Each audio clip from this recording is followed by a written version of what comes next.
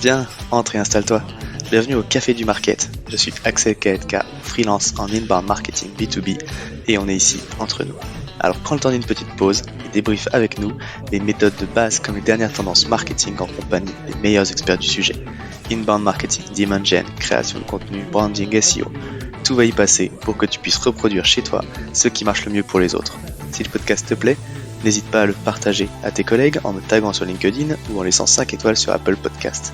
Et maintenant, détends-toi, prends ta boisson préférée.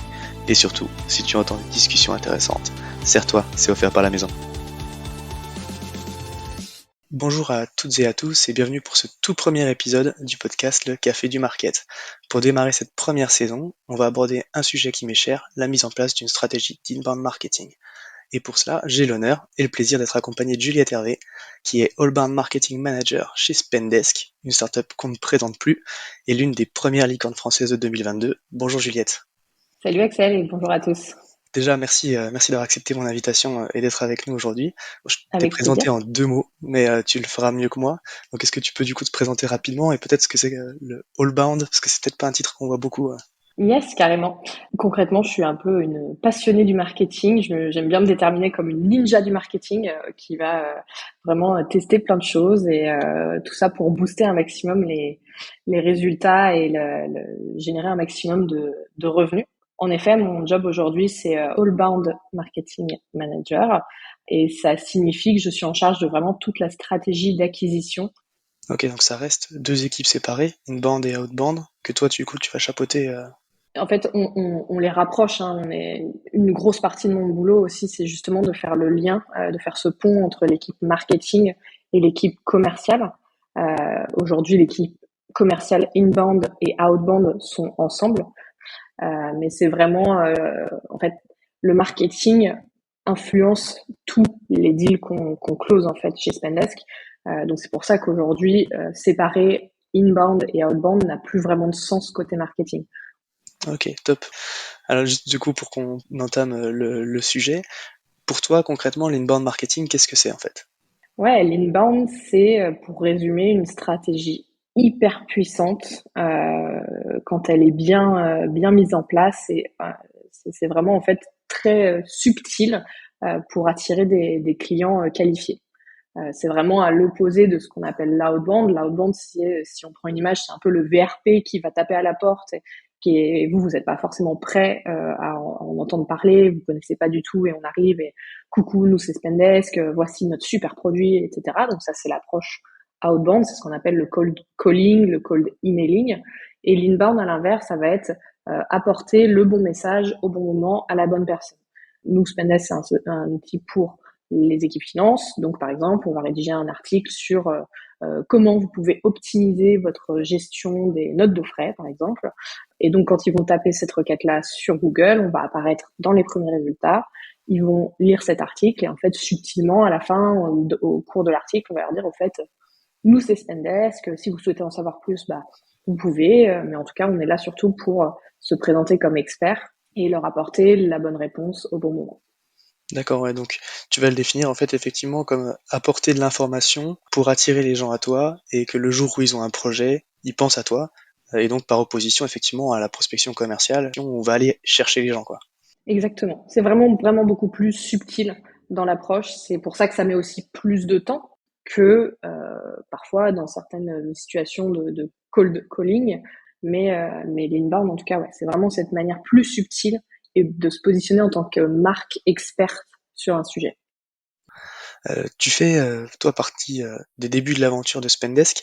C'est vrai que bon, on a beaucoup entendu parler vos équipes Growth et Outbound qui sont du coup qui ont partagé leurs méthodes et qui sont assez connues. Comment ça s'est passé justement la mise en place de l'inbound chez Spendesk quand tu as une boîte comme ça qui est 100% drivée par l'outbound au début quoi. Alors, je vais être très honnête, ça a été extrêmement compliqué au début. Il a fallu, il y a eu beaucoup de nouvelles routines, beaucoup de nouveaux, tout simplement du vocabulaire aussi où il a fallu s'aligner. En effet, historiquement, on était très cold calling, cold emailing. Et du coup, l'équipe marketing s'est construite au fur et à mesure. Et il a fallu vraiment, en fait, prouver que le marketing, ça fonctionnait et qu'on avait un impact aussi sur l'ensemble du funnel et que même ça a aidé les sales dans la prospection outbound à obtenir, enfin à faire que les gens connaissent Spendesk.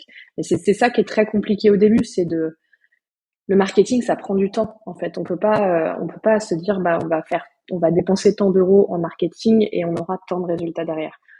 Donc, ça a été tout un travail d'évangélisation, de construction de l'équipe, de montrer avec une grosse analyse de la data aussi, de toutes les données qu'on arrivait à obtenir, que finalement, le marketing influence aujourd'hui 70% des clients qu'on close chez Spendesk. Donc voilà, ça veut dire que pour 70% des clients, euh, ils ont à un moment ou à un autre interagi avec un contenu marketing. Ils ont visité notre site web, ils ont vu une de nos pubs, ils sont inscrits à un de nos webinars, ils ont téléchargé un livre blanc, on les a vus sur des événements. Enfin voilà, tout ce qu'on peut faire côté marketing pour travailler la visibilité de la marque aide en fait l'ensemble des clients à closer quoi. Ok, je comprends. Et cette année, alors Spendesk donc a pas mal évolué depuis ce que tu racontais, les aventures du début. Vous êtes officiellement devenu une licorne au début de l'année. Qu'est-ce qui a le plus changé pour toi, on va dire, dans le lancement, enfin dans ta stratégie par rapport justement à ce que tu as lancé il y a quelques années? Aujourd'hui, ce qui a changé, c'est donc déjà depuis à date aujourd'hui, ça fait quasiment 3 ans et demi que je suis chez Spendesk et donc on a aujourd'hui une équipe marketing est dédiée particulièrement à ce qu'on appelle la demand gen. Donc et on continue à recruter. Voilà, petite info, on recrute dans notre équipe demand gen. Donc ce qui signifie que voilà, on met les efforts nécessaires pour accompagner cette stratégie inbound, outbound, allbound de génération de leads. Et voilà, on a beaucoup plus de budget aussi qui nous est alloué. On sait que maintenant, il y a aussi tout bêtement un certain standard à avoir. On est une licorne et on sait qu'on va être beaucoup plus regardé. Et il faut qu'on soit au niveau d'attente des personnes qui vont regarder ce qu'on fait et qui comprennent bien ce qu'on fait pour maximiser nos conversions aussi derrière. D'accord, ouais, donc tu dirais que le principal impact, c'est qu'au final, tu vas être aujourd'hui plus exigeante, pardon, sur l'image de marque que tu vas donner et au final la qualité de ce que tu vas produire. Également, c'est vraiment en fait toute la confiance de l'équipe marketing qui avant, il a fallu construire, travailler ça, et donc là, on a aussi mis en place des nouvelles routines entre l'équipe commerciale, l'équipe marketing et l'équipe revenu aussi dans son ensemble, qui comprend également l'équipe customer success. Euh, et vraiment, c'est une relation de confiance qui s'est établie depuis quelques mois maintenant, vraiment puissante entre nos deux équipes, qui permet vraiment un alignement euh, entre nous. Une des choses qui a vraiment bien évolué et qui va continuer à évoluer dans le bon sens avec cette nouvelle étape de l'entreprise. Ah ouais, bah, c'est clair que de toute façon, effectivement, les résultats parlent pour vous. Et puis, la stratégie aujourd'hui est plus remise en question, donc c'est sûr que ça va être beaucoup plus facile. Tu parlais d'évangélisation au début. Aujourd'hui, tu dois forcément moins avoir ce genre de débat-là, quoi. Mais concrètement, j'allais dire, dans ta stratégie, justement, quand tu as mis en place l'inbound, tu as commencé par quoi? Tu vois, quel type d'action? Et est-ce qu'il y a des actions du coup que tu as arrêtées et vous êtes passé sur d'autres choses aujourd'hui? Ou au final, est-ce que c'est juste une augmentation des moyens de l'équipe et donc du coup vous faites beaucoup plus de ce que tu faisais? Ou est-ce que clairement il y a des choses qui ont changé quoi? Ce qui a le plus changé aujourd'hui, je dirais que ça va être les métriques qu'on va vraiment regarder. Avant, on était beaucoup sur le nombre de leads qu'on va générer. Aujourd'hui, ce qu'on regarde, moi aujourd'hui, ce sur quoi je suis incentivée, sur ce sur quoi j'ai un variable, ça va être le nombre de MQL et d'opportunités. Donc, pour nous, encore une fois, juste pour définir un petit peu, parce que tout le monde n'a pas forcément la même définition, MQL pour nous, c'est une personne dont on a assez d'informations pour se dire que il est vraiment très intéressé par Spendesk et ça va être soit il va demander une démonstration de l'outil, soit il va demander à être contacté par notre équipe commerciale, soit on a un espace aussi, ils peuvent faire un petit peu une sorte de visite virtuelle de la plateforme par eux-mêmes. Donc ça, on sait que déjà, c'est des leads qui sont très intéressés. En interne, on appelle ça, nous, les ready to buy. Et de l'autre côté, on a des MQL qu'on identifie comme open to talk. Et là, c'est plus des personnes qui ont tellement interagi avec nos contenus, et c'est des contenus tellement premium qu'on se dit s'il y a un intérêt pour cette ressource-là, alors c'est très certainement il y a un intérêt pour Spendesk, et donc on va aussi les envoyer à nos commerciaux. Et ensuite, les opportunités, c'est une fois que il y a eu en effet un intérêt qui a été formulé, et on sait, enfin, le potentiel client nous dit voilà, moi je veux aller à une démonstration maintenant et aller à l'étape d'après. Ok.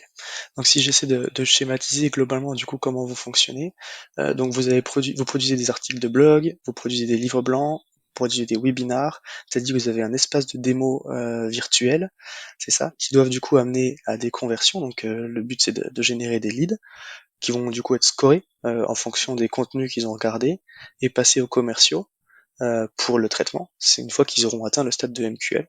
Et en parallèle de ça, tu as effectivement directement la demande de démo qui là va Mmh. suivre un circuit, on va dire, très intéressé et donc un circuit plus rapide dans le traitement, quoi. Ça, Exactement, c'est ça. Et du coup, sur les datas qu'on va suivre très concrètement au quotidien, ça va être donc ce nombre de MQL, ce nombre d'opportunités, les taux de conversion aussi entre chaque, et également, j'en parlais du coup tout à l'heure, c'est ce taux d'influence du marketing sur l'ensemble des clients qu'on va obtenir pour Spendesk.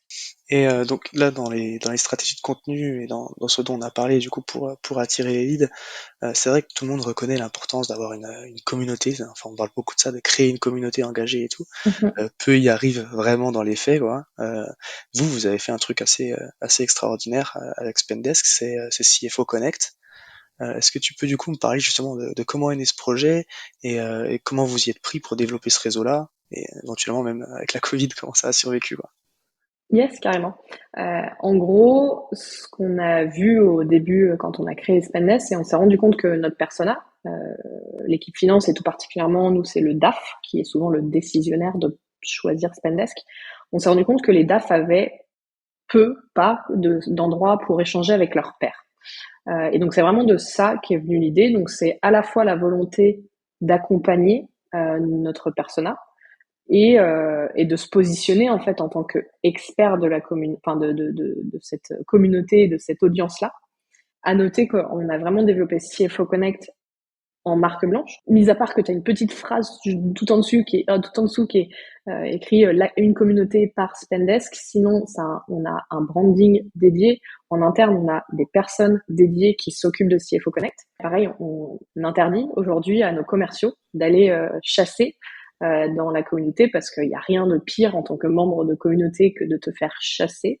Donc non, on est vraiment là pour leur apporter une expérience premium, pour qu'ils puissent échanger avec leur pairs, qu'ils puissent profiter de ressources premium. Voilà. Et donc ça a commencé par des événements en physique à Paris, dans nos locaux. Au début, c'était 6-7 DAF qui échangeaient un peu networking. Et puis en fait, ça a pris de l'ampleur. Très vite, il y a un Slack qui s'est créé. Pareil, qu'on veut très premium, donc il y a des critères d'entrée aujourd'hui. Donc ouais, ça a été Paris. Ensuite, on a commencé à Londres, Berlin, on a fait Barcelone, on a fait Amsterdam et on a fait San Francisco. En gros, c'était un rythme d'un événement en physique tous les mois et demi à peu près. Forcément, Covid oblige, il a fallu passer en virtuel. Donc là, on a pu augmenter le rythme parce que ça nécessitait forcément moins de logistique. Donc on faisait pendant le Covid, il me semble qu'on était à quasiment 2 ou 3 webinars par mois. Euh, et donc voilà, aujourd'hui, on garde cette communauté. Elle a toujours cette indépendance par rapport à Spendesk. Mais on a pu observer tout de même que on a des clients dans cette communauté. Et pas la majorité, mais on en a quelques-uns. Et en fait, assez naturellement, quand ils vont échanger, ça nous arrive en fait d'avoir des gens qui viennent de CFO Connect qui nous disent en fait j'ai échangé avec telle personne le jour, elle m'a dit que Spendesk ils étaient très satisfaits et du coup j'aimerais en savoir plus. Donc voilà. Et aujourd'hui, pour finir sur CFO Connect, on a plus de 7000 membres à travers le monde qui peuvent donc échanger au quotidien. C'est vraiment une super communauté qui a vraiment bien évolué et qui nous permet vraiment, même si c'est subtil, encore une fois, de positionner Spendesk en tant qu'expert auprès de cette audience-là, qui est notre audience clé. Ouais, comme tu dis, effectivement, c'est très haut niveau, quoi. T'as une communauté, mais dans laquelle t'as des clients qui, du coup, quand même, peuvent venir effectivement te mettre en avant, mais t'as fédéré une communauté, t'apportes de la valeur, et petit à petit, de toute façon, ça découle forcément sur le business. Même si vous n'en tiriez pas des clients, t'en tires quand même une expertise, même pour toi, après, dans ton produit, enfin, dans ton expérience au quotidien, sur le contenu que tu peux créer. Ça doit être super riche, quoi. Exactement. Exactement, c'est une super source aussi exactement de création de contenu. On voit de quoi ils discutent, donc quels sont les sujets chauds du moment sur lesquels on a tout intérêt à créer du contenu côté Spendesk. Ok, top, super. Quel conseil, toi, tu donnerais justement à une startup qui veut se lancer dans l'inbound aujourd'hui, quoi? Alors j'ai réfléchi à cette question en amont et j'ai identifié 9 étapes. En gros, c'est vraiment, dans un premier temps, il faut bien t'assurer de connaître ton audience. Dans un deuxième temps, une fois que tu as bien ton audience, c'est quoi ton positionnement de ton produit ou ton service. Avant de lancer aussi toute ta partie création de contenu, il faut t'assurer que ton site internet, il est bien, qu'il est optimisé, qu'il est bien préparé. Ensuite, quatrième étape, c'est vraiment identifier quels sont tes contenus existants, quels sont les contenus qui vont te manquer pour bien répondre à ton audience et est-ce que le contenu existant matche bien en fait avec ton positionnement. Cinquième étape, c'est créer ton nurturing. Ensuite, sixième étape, c'est de bien déterminer tes objectifs, tes KPI, et en faisant ça, bien les faire en corrélation avec les objectifs de ton équipe commerciale. On en parlait tout à l'heure, c'est vraiment hyper important d'avoir cet alignement sales et marketing, et déjà en ayant les mêmes KPI, en ayant le même vocabulaire et les mêmes targets en tête, forcément les résultats n'en seront que meilleurs. Et pour suivre tes KPI, il faut aussi que tu aies un bon espace de reporting. Ensuite, septième étape, c'est donc de construire tes routines aussi avec ton équipe commerciale pour permettre une bonne communication. Huitième étape, c'est de lancer ta campagne. Et la neuvième étape, en fait, c'est toujours en continu. Tu vas optimiser ce que tu as fait. C'est tout le temps du test and learn. Donc, on va tester des choses. En fait, il y a des choses qui fonctionnent pas, on les arrête, c'est pas grave. On apprend et on optimise à chaque fois. Ouais, ça c'est vachement important, effectivement, d'être capable d'analyser, de suivre les KPI c'est de l'amélioration continue de toute façon, quoi. Exactement. Ok, top. Bah écoute, merci beaucoup Juliette pour ton temps d'avoir été avec nous aujourd'hui. Si on veut éventuellement te poser une question ou te remercier, c'est par LinkedIn? Ça, je sais pas. Exactement. Juliette Hervé, All-Bound Marketing Manager chez Spendesk. Je serais ravie d'échanger en direct avec vous sur LinkedIn. Super. Bon bah écoute, merci encore à toi. Merci à tous de nous avoir écoutés et je vous dis donc à bientôt. Merci beaucoup. À tous ceux qui ont tenu jusqu'ici, déjà merci beaucoup, et j'imagine que le sujet vous a plu, donc n'hésitez pas à envoyer de bonnes ondes à notre invité. Pour ceux qui le souhaitent, le meilleur moyen de soutenir le podcast, ça reste d'en parler autour de vous et de laisser 5 étoiles sur votre plateforme d'écoute préférée. Je compte sur vous. Et dans tous les cas, je vous dis à bientôt pour un prochain rendez-vous au Café du Market.